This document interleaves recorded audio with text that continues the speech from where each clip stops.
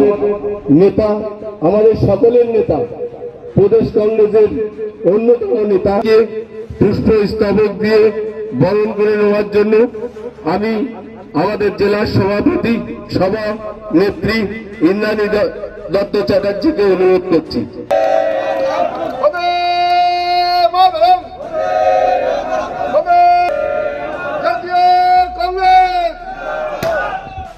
বলুন আর বোন বলুন, আমরা একই পরিবারের সদস্য।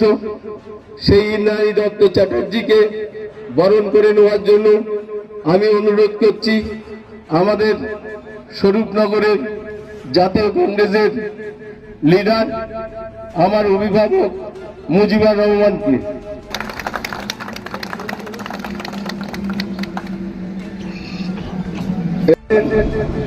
আমাদের আর এক বর্ষিয়ান কংগ্রেস নেতা ক্ষীরোদ ঘোষ মহাশয়কে বরণ করে নেওয়ার জন্য আমি অনুরোধ করছি আমাদের শাস্তিনগর এর লিডার রাজ্জাক ভাইকে, যে আপনারা মঞ্চে চলে আসুন, মঞ্চে আপনি চলে আসুন। একরামুল সাহেব এবং আমির আলী সাহেব ও নিখিল পাল, আপনারা অবশ্যই আমাদের মঞ্চের পাশে চলে আসুন। কার্তিক দাসকে বলবো আপনি মঞ্চে চলে আসুন। এবার আমাদের মধ্যে উপস্থিত আছেন নেতা স্বপন দত্ত চৌধুরীকে বরণ করে নেওয়ার জন্য আমি অনুরোধ করব প্রশান্ত দাসকে। নিখিল পালকে বরণ করে নেওয়ার জন্য আমাদের প্রার্থী রিতেশ মন্ডলকে অনুরোধ করছি। কার্তিক দাসকে বরণ করে নেওয়ার জন্য আমাদের প্রার্থী রিতেশ মন্ডলকে অনুরোধ করছি। ভাই কবিরুলকে বরণ করে নেওয়ার জন্য রিতেশকে অনুরোধ করছি। এছাড়াও মঞ্চে যারা আছে প্রত্যেককে বরণ করে নেওয়ার জন্য রিতেশ মন্ডলকে অনুরোধ করছি। সাথে সাথে আমাদের যে প্রার্থীগুলো এসছে তাদের ফুলের মালা দিয়ে বরণ করে নেওয়ার জন্য আমি এবং মুজিবুর ভাই এবং ইকরামুল ভাই সকলে মিলে আমরা আমাদের প্রার্থীকে বরণ করে নিচ্ছি।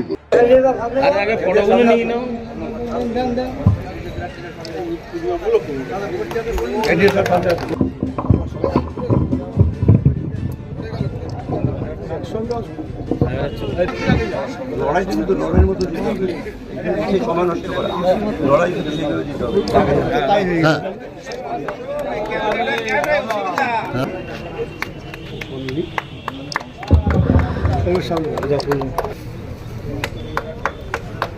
আমি আমাদের সমস্ত যারা আমি মঞ্চে ডেকে নেব। আমাদের মধ্যে রয়েছেন আমাদের এসসি সেলের চেয়ারম্যান শঙ্কর গায়েন দাদাকে বলবো আপনি পেছনে এসে বসুন।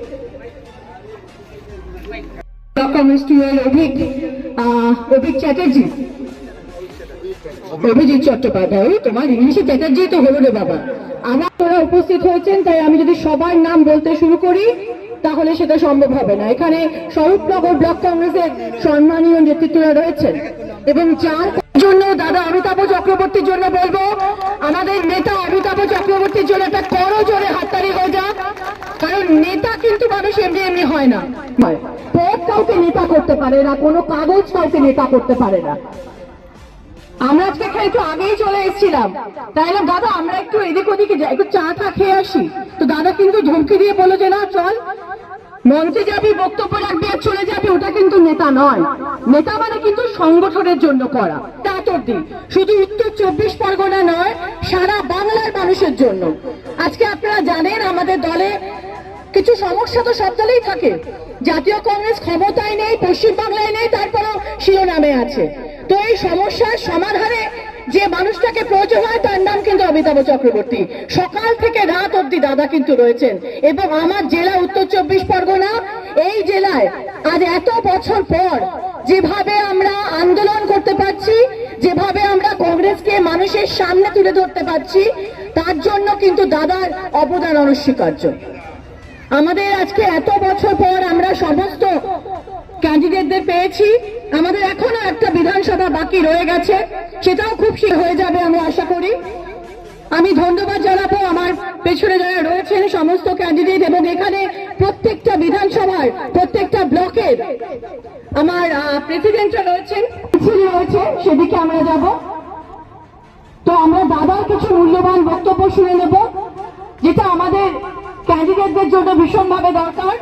আমি আবারও বলবো যে স্বরূপনগর কিন্তু কংগ্রেসের ঘাঁটি, স্বরূপনগর কিন্তু কংগ্রেসের মাটি। তাই আমরা এত বছর পর কিন্তু শুধু কংগ্রেসের ক্যান্ডিডেট দিতে পারিনি, আমরা এত বছর পর একটা এলাকার ছেলেকে, স্বরূপনগরের এলাকার ছেলে, কোনো বাইরের ক্যান্ডিডেট নয়। আমি কিন্তু আপনাদের কাছে এসে কথা দিয়েছিলাম যে উত্তর 24 পরগনার একটা বিধানসভাতে বাইরে কেউ আসতে পারবে না যতক্ষণ আমি রয়েছি।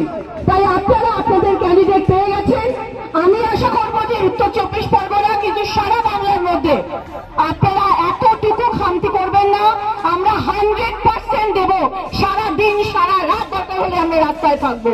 তাই আমি আবারও উত্তর 24 পরগনার পক্ষ থেকে, জেলা কংগ্রেসের পক্ষ থেকে আপনাদেরকে অভিনন্দন জানাই। এখানে যারা যারা এসছেন প্রত্যেককে আমার সংগ্রামী অভিনন্দন রইল। লড়াইয়ের জন্য সবাই প্রস্তুত হন, কারণ এই প্রচন্ড গরমে কিন্তু আমাদেরকে ঘামতে হবে। এই প্রচন্ড গরমে কিন্তু কংগ্রেসের মান সম্মান বজায় রাখতে হবে। তাই আমাদের কিন্তু স্বরূপনগর যে কংগ্রেসের মাটি, এখান থেকে কিন্তু আমাদেরকে, এই যে বীণা মণ্ডল রয়েছে, আপনারা জানেন এখানে সাংবাদিক বন্ধুরাও রয়েছেন, এখানে একটার পর একটা কারাপশন রয়েছে। সেখানে তৃণমূল বিজেপি নোংরামির পর নোংরামি করছে, চারিদিকে নোংরামি চলছে। এর বিরুদ্ধে কিন্তু একমাত্র কংগ্রেসই গর্জে উঠতে পারে। তাই আমরা আশা করব যে আমাদের কংগ্রেসের প্রার্থী রিতেশ মণ্ডল এবং আমাদের উত্তর 24 পরগনার আরো যারা প্রার্থীরা রয়েছেন, তারা কিন্তু লড়াইয়ের ময়দান এতটুকু ছাড়বেন না। আমি সবাইকে ধন্যবাদ জানাই।